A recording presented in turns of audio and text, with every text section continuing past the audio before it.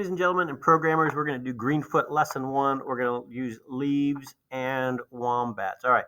If ever you see red text, it means you need to get out either a blank sheet of paper or a handout that I have for you and write stuff down.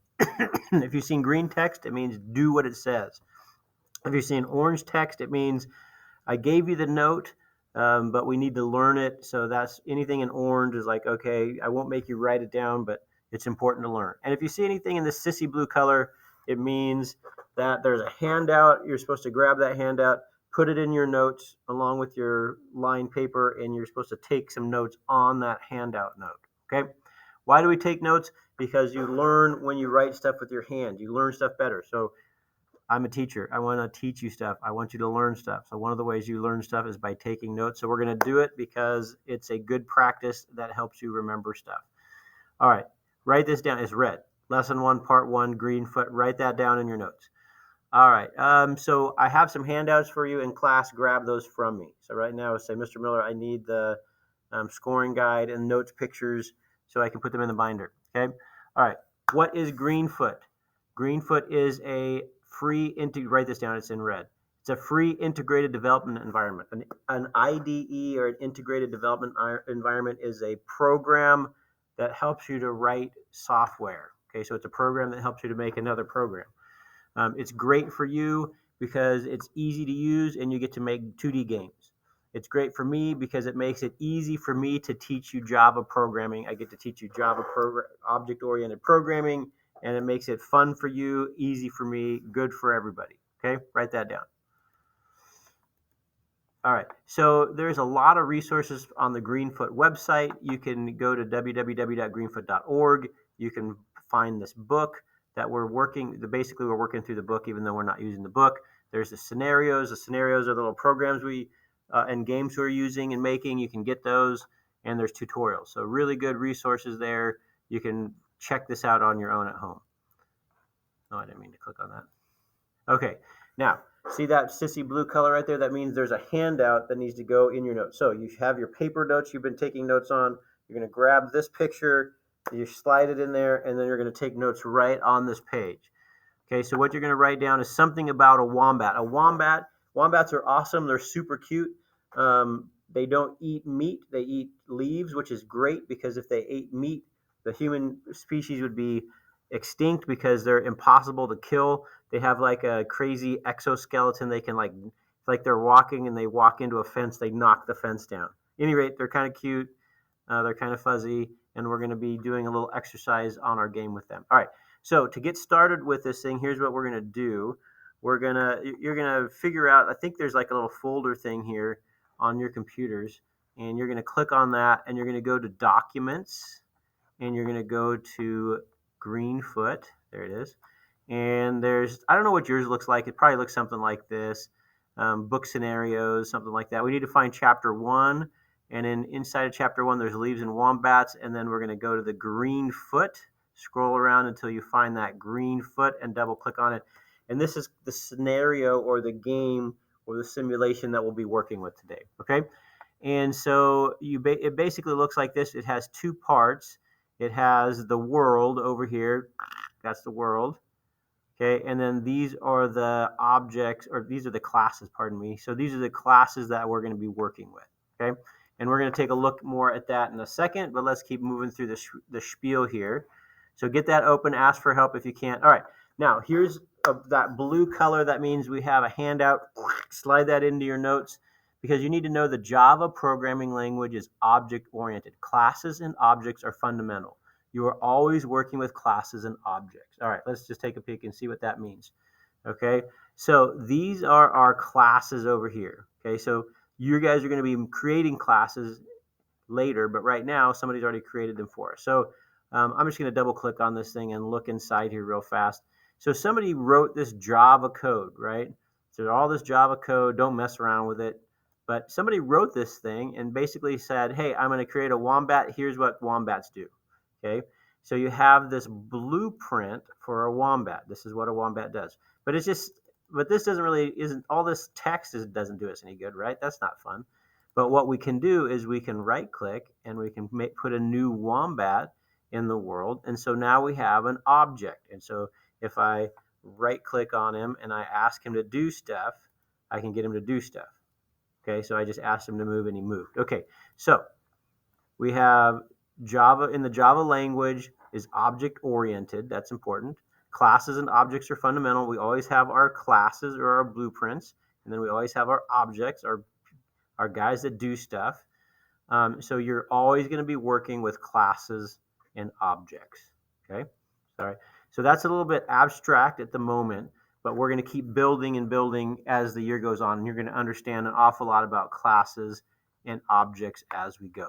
But we're just so if this doesn't make total sense yet, give me a little bit of a break. We're getting there, but here's our start. All right. If it's a question, answer it. If it's not a question and it's a statement, write it down. Okay. So for example, this right here is a statement. Write it down. You can pretty kind of word for word in this case. Sometimes you'll want to shorten it. This is not a question. This is a statement. So write it down just how it is. Now, by the way, here this is blue, which means there's another handout. Slide that in your binder and then write this down. So a class is like a blueprint. An object, an instance of a class, is you make one from the blueprint. So this is a blueprint of a Ferrari. You take this to the Ferrari factory. You say, hey, I want one of these.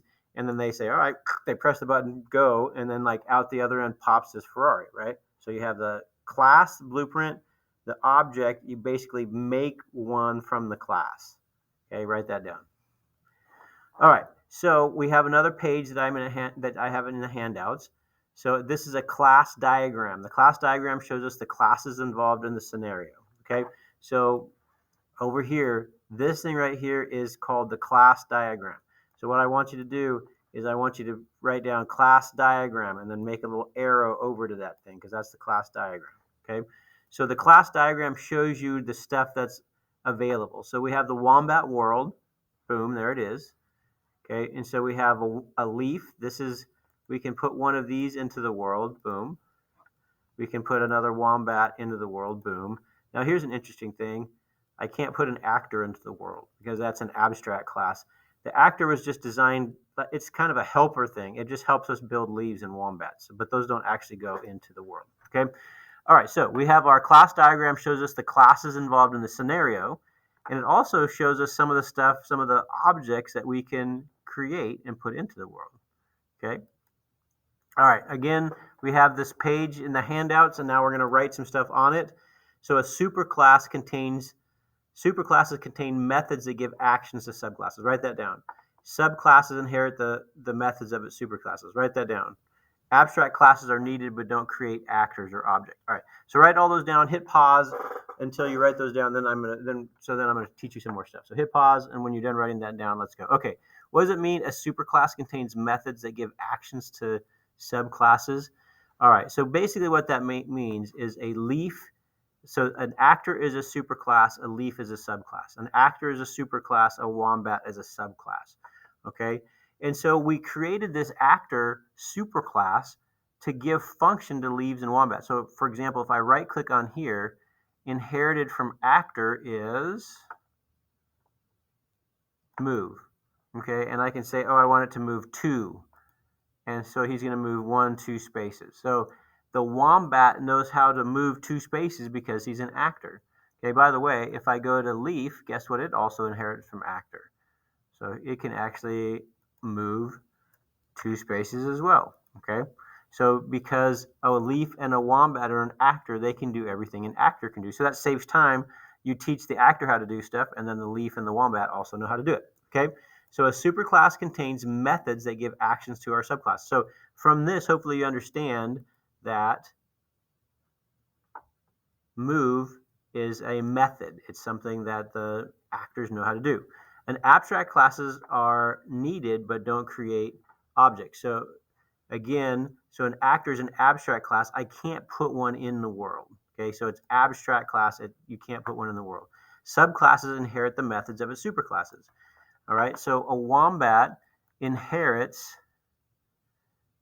from its superclass actor get X. So I can figure out where it's at. So it's 1, 2, 3, 4, 5. How'd that work? 1, 2, 3, 4, 5, 6. Its X location is at 6. Okay. So at any rate, it inherited that. Okay, let's keep moving. All right, now.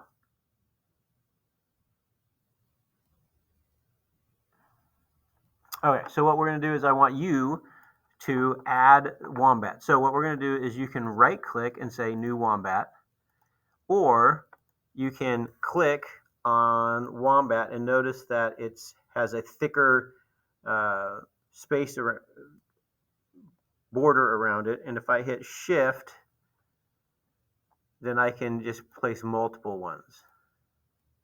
I can do the same thing with leaves. I click on that. I can right click and say, hey, I want a new leaf, or I can just click on it, press shift on the keyboard, and then left click to put leaves into the world. Okay. Okay. So make sure, so that's in green. Make sure you do that. So add some wombats and then also add some leaves. Okay. Now here is a page that you have. Okay. So make sure you see, here's world, draw a picture to the world. A world holds actors, or the objects. It's a stage for the actors. Actors or objects can be placed in the world. So make a little arrow from actors to the wombat and the leaf in your notes. And then we also know that the actors can act. And so they can do stuff. So let's make them do stuff by invoking a method. So write this down. A method is a command or a question that we can give to an object. Okay, so write that down. A method is a command or a question that we can give to an object. Okay, so what I want you guys to do now is I want you to look at all the methods that the wombat can do. So I can right click and I can say move. And I can right click and I can say eat leaf, but there's no leaf there, so he didn't do anything. So I can say move. And then now watch, if I go, now if there's two things there, so I'm going to go to wombat, I'm going to go eat leaf, and he eats the leaf, right? So all these things right here are the methods that he knows how to do. So I want you to play around with the methods, and I want you to make the wombat do something, and then I want you to write down on your paper notes, you have some lined paper, what did you get the wombat to do? So you're going to say, I got my wombat to, and then write down what you can do, okay? So get that, do that, write that down, hit pause. I have one more thing to say. So after you make your wombat do stuff, I have something to say. All right, here's what I have to say. It says you can invoke inherited methods as well. Okay, so if I just right click on this wombat, I can get him to do, turn left. Okay, these are just all the normal methods that belong just to the wombat. But he also has methods that he has inherited. So I can go turn. And then when I turn, I have to put in a number. I don't know. It has to be an integer. So let me put in a 2. Click OK. Oh, that didn't work. Let's try it again. Let's put in a different one.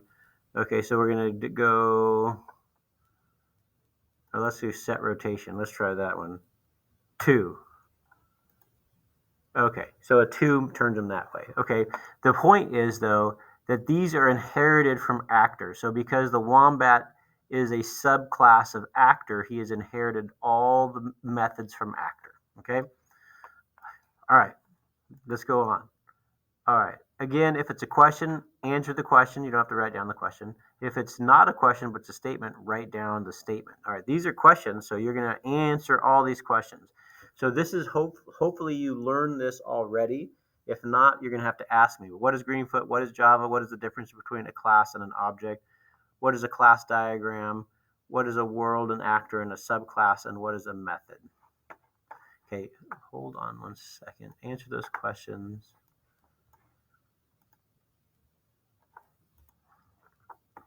As I was looking at the quiz, I realized I skipped a slide. What is Java?